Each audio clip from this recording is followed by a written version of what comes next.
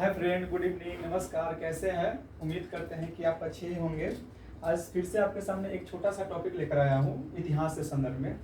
आज क्योंकि हमारे जो जो हम वीडियो डालते हैं उस पर एक कमेंट आया था कि एक उपनिवेशवाद पर एक लेक्चर लीजिए, तो वही उपनिवेशवाद पर हम आज चर्चा करेंगे। तो उसमें हम लोग आज देखेंगे कि उपनिवेशवाद होता क्या है, इसकी शुरुआत कब हुई और इस उपनिवेशवाद किसे कहते हैं।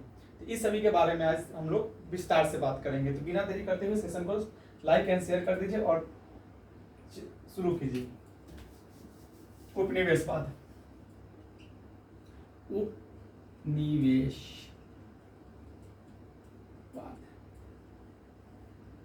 इसकी शुरुआत कब हुई?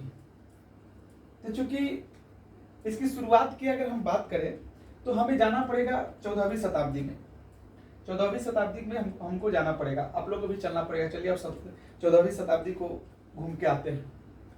तो चलिए शुरू करते हैं।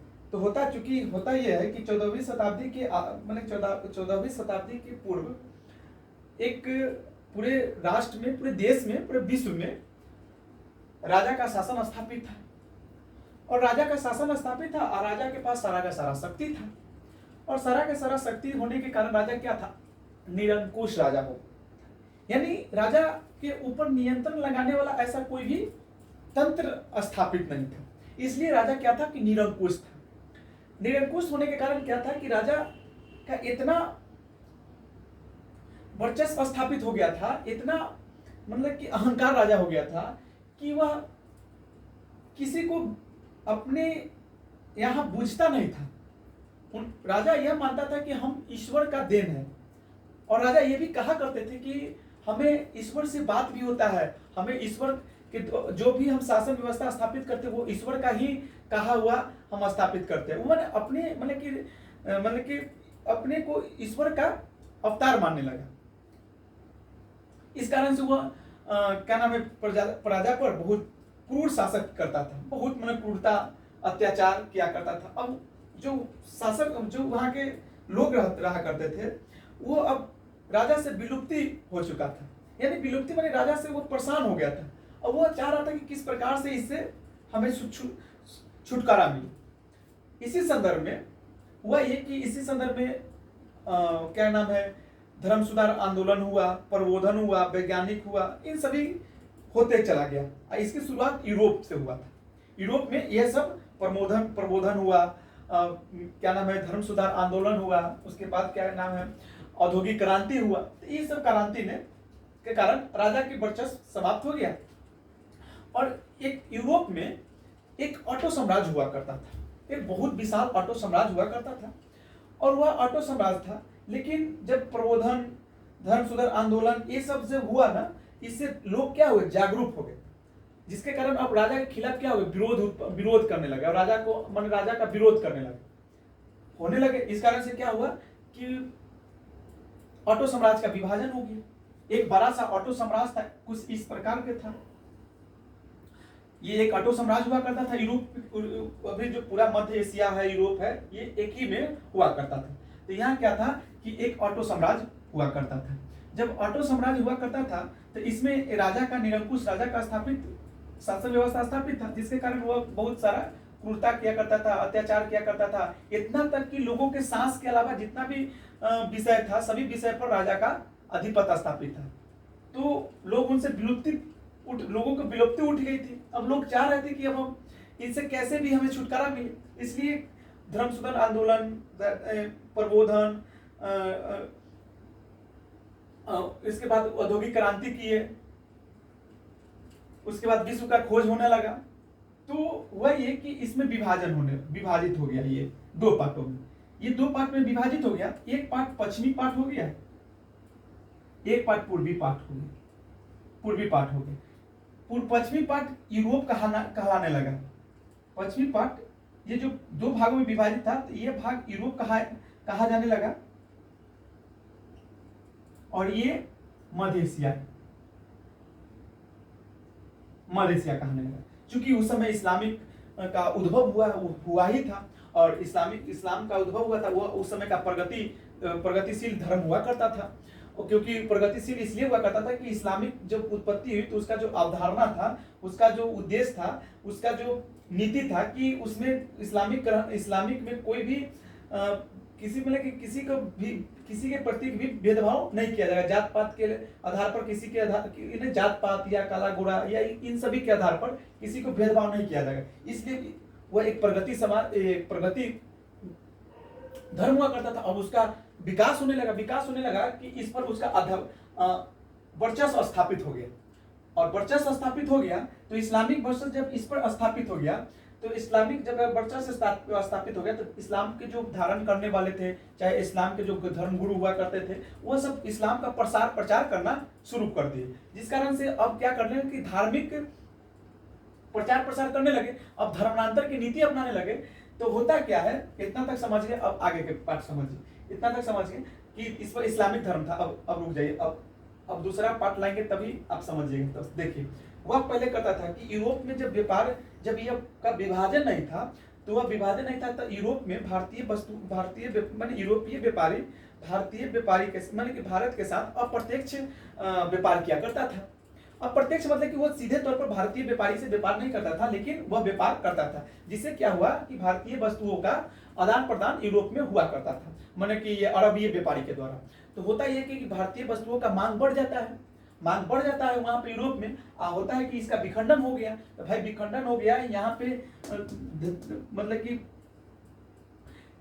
इस्लामिक वर्चस्व स्थापित हो गया और धर्मांतर की नीति अपनाने लगा। तो होता क्या है कि यूरोपीय व्यापारी में क्या होता है कि भय उत्पन्न हो जाता है, और यूरोपीय व्यापारी में भय उत्पन्न हो जाता है और व्यापार अवरुद्ध हो जाता है, जिस कारण की भारतीय वस्तु यूरोप में जा नहीं पाता है, कि आपूर्ति में कमी आ जाती है, जिसके कारण यूरोप में हाहाकार मच जाता है, बहुत सारा हाहाकार मचता है। क्योंकि भारतीय वस्तु में मुख्य तौर पे मसाला जाता था, और मसाला यहाँ का मसाला बहुत टेस्टी हुआ करता था। और यूरोपीय देशों का जो व्यक्ति थे उन लोगों का जीभ चटकार हो गया था। जीभ चटकार होने के कारण उन लोगों का मांग होने लगी, यूरोप में व्यापक स्तर पर मांग होने लगा।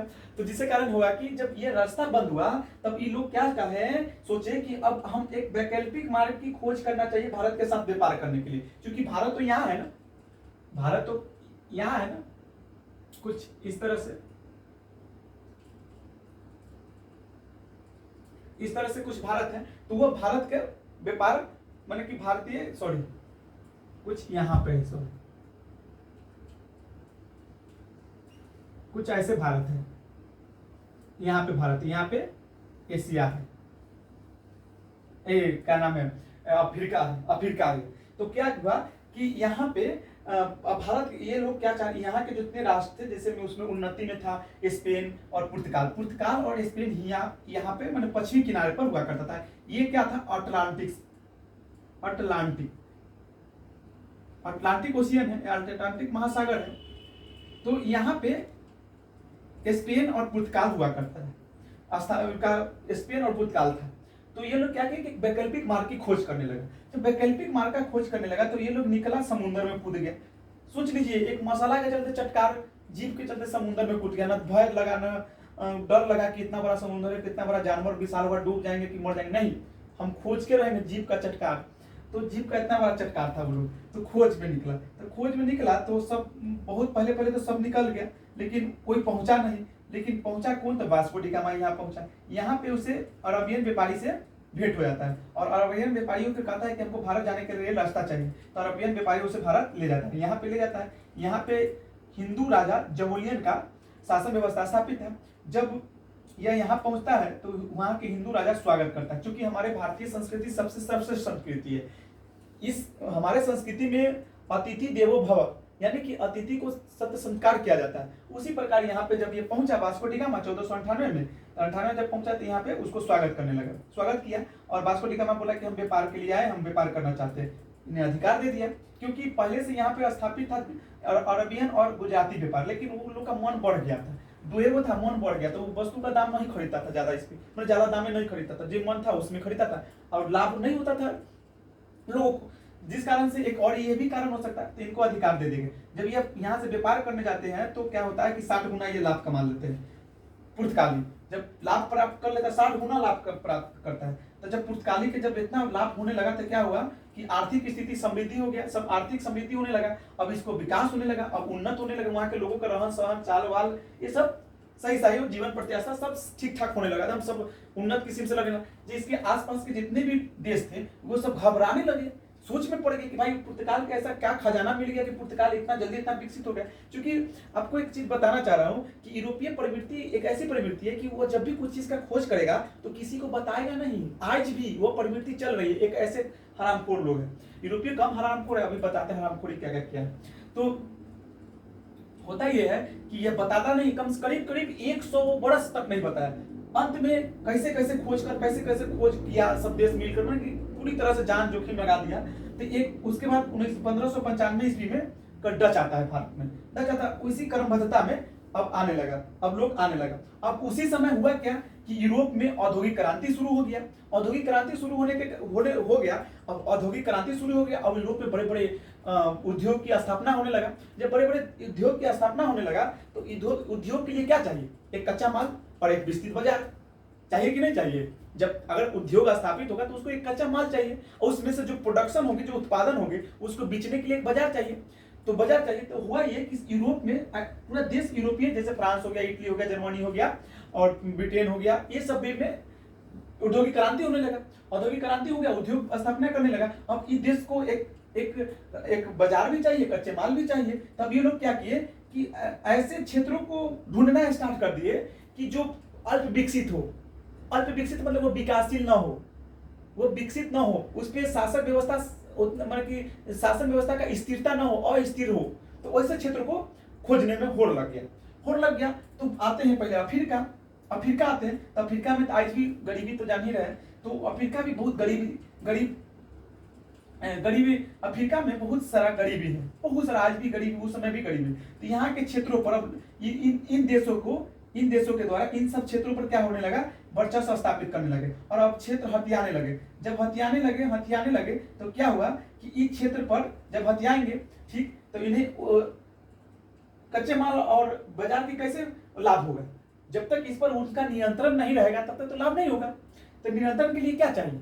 तो इस पर हमारे इस क्षेत्र का प्रशासनिक हमारे अधीन होना चाहिए। मान के हम उपनिवेश देश है, हम मातृक देश है, तो हम इस देश पर अधिकार कर रहे हैं, मान लीजिए। तो हमें यहाँ से लाभ प्राप्त करने के लिए, हमारे अनुकूल होने के लिए, हमें यहाँ पे अपना वर्चस्व स्थापित करने के लिए हमें यहाँ की शासन व्यवस्था, राजनीतिक व्यवस्था, आर्थिक व्यवस्था सब अपने अधीन करना होगा। तभी तो यहाँ से हम अपना लाभ प्राप्त कर लेंगे, नहीं तो नहीं कर पाएंगे। तो वही हुआ। तो वही बात, इस पर अपना जो भी देश जिन क्षेत्रों पर अधिकार स्थापित करता था, उस क्षेत्रों पर उसके आर्थिक, राजनीतिक और सामाजिक सभी व्यवस्था को अपने अधीन कर लिया करता था। ठीक, तो उसी को उपनिवेश कहते हैं और ज्यादा नहीं थे, उसी को उपनिवेश कहते हैं। देखिए, उपनिवेश वह, एक बात सुन लीजिए, उपनिवेश वह कहलाता है जिसमें एक विकसित देश अल्प विकसित देश पर आर्थिक राजनीतिक अधिकार कर लेता है, तो वह देश उपनिवेश कहलाता है। और जिस देश के द्वारा अधिकार किया जाता है उसे मातृक देश कहते हैं। मातृक देश क्या किसे कहते हैं? मान लें कि हम विकसित देश हैं, ठीक, हम क्या है? विकसित देश है। मान लीजिए हम विकसित देश है, यहाँ पर कोई एक बी नाम के देश है, वो अल्प विकसित है, ठीक। हम जब इस पर वर्चस्व मतलब कि आर्थिक राजनीतिक अधिकार स्थापित कर लेंगे तो ये क्या हो जाएगा? उपनिवेश। ये क्या हो जाएगा? उपनिवेश। और हम जब हम स्थापित करेंगे तो हम इसके लिए क्या हो जाएंगे? मातृक देश। मातृक देश हो जाएंगे, समझ गए? मातृक देश हो जाएंगे। अब मातृक देश का हितों की पूर्ति कौन करेगा? तो उपनिवेश देश, उपनिवेशिक देश करेगा। तो उसके लिए मातृक देश क्या करेंगे? इस देश में अपने हितों की पूर्ति करने के लिए भिन्न संरचना का निर्माण करेंगे। भिन्न संरचना का निर्माण, ओ माय गॉड, भिन्न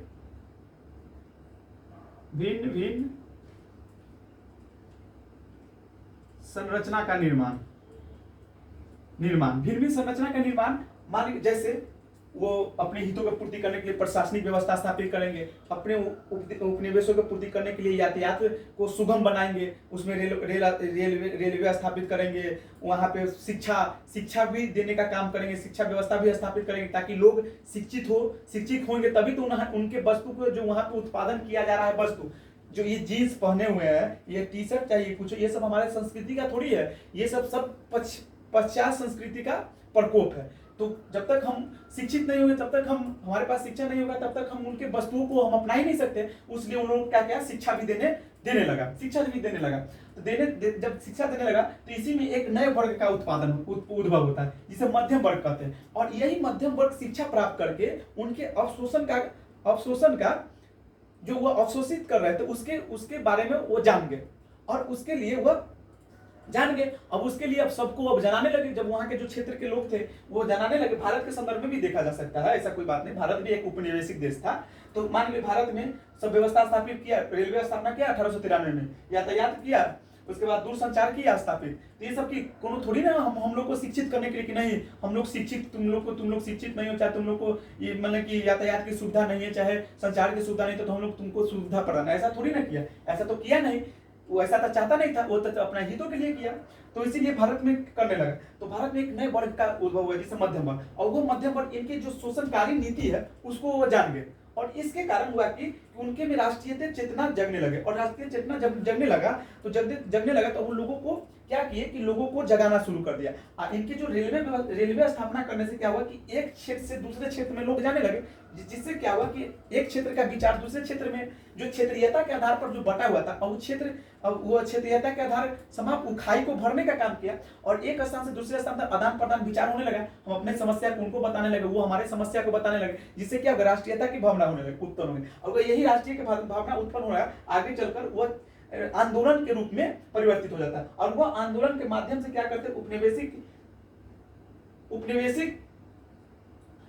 से मुक्ति पाना चाहते हैं। और इसी संदर्भ में उपनिवेश का मुक्ति करने के लिए 1947 में भारत आजाद हो जाता है। तो यही उपनिवेशवाद है, कोई ज्यादा बात है ही नहीं इसमें, कोई समझने का कोई ज्यादा कोई रॉकेट साइंस है नहीं, छोटा सा टॉपिक है। ठीक है, थैंक यू सो मच। अगर आपको अच्छा लगा तो वीडियो को लाइक एंड शेयर कर दीजिएगा। Thank you.